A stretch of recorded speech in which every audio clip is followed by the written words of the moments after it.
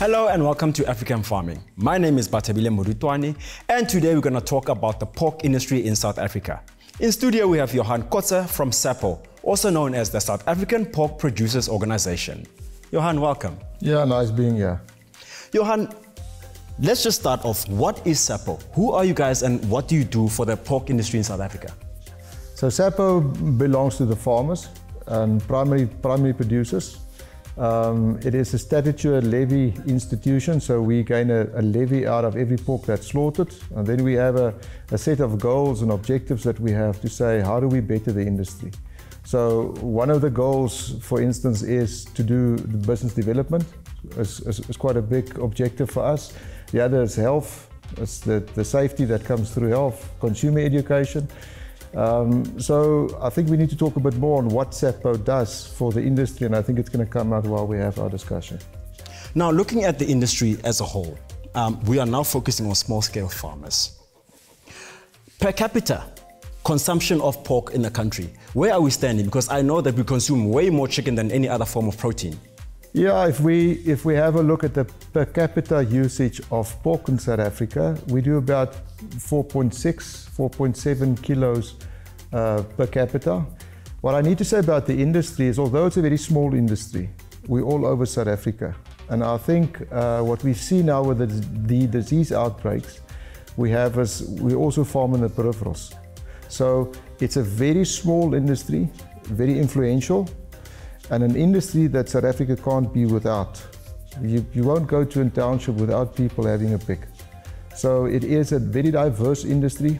We deal with ultra-modern commercial farmers, and then you deal with pig keepers, somebody with just a pig in the background, and then you have the middle kind of farming ventures where people start farming with pigs. So I guess one way to grow our industry is to ask people to eat more pork. Yeah, I wish it was so easy. I think the best campaign we ever had was when we had listeria. And the reason for that is listeria was one of the worst times we could ever ask for, because our pork price, farm gate price dropped by more than 50%. And that's the time we sold the most pork in South Africa. So affordability is one of the greatest drivers for people to eat certain animal protein. So for us, if you ask us what is our drive to make sure that people are going to eat more pork, yeah, it's awareness, where people take comfort in what we do as pork producers. However, it's to be affordable, and affordability is not cheap. Don't mess with cheap being affordable. Affordable means you can afford to eat it, in the sense of it's healthy, it's safe, it's versatile, and that's what we stand for. So for us, it is a big drive to make sure that people do eat more pork. What I can tell you, when we had listeria and where we are now, absolutely brilliant. So our growth is year on year, it's going well with us. Speaking of listeria and diseases, there is the stigma around pork meat in a country that is an unclean animal and nobody wants to touch it. How true is this? We need to go back. I know about the stigma. And if you ask me, there's a video on TikTok now, which shows the opposite of what it actually is. There is some stigma, but I want to go back to listeria.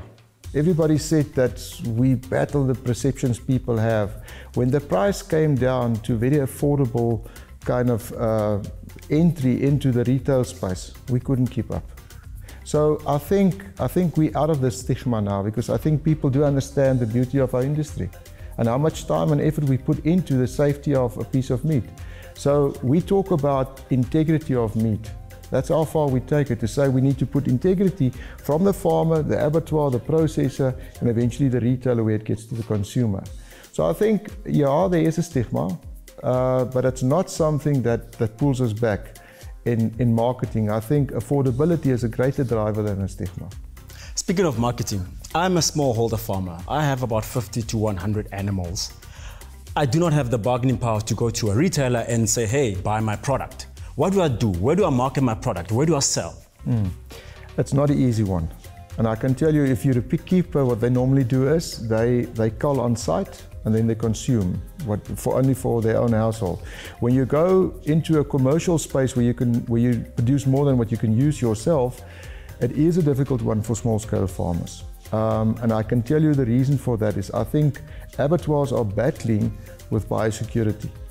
And the production method we utilize as small people, it doesn't always fit into a biosecure environment for a specific abattoir.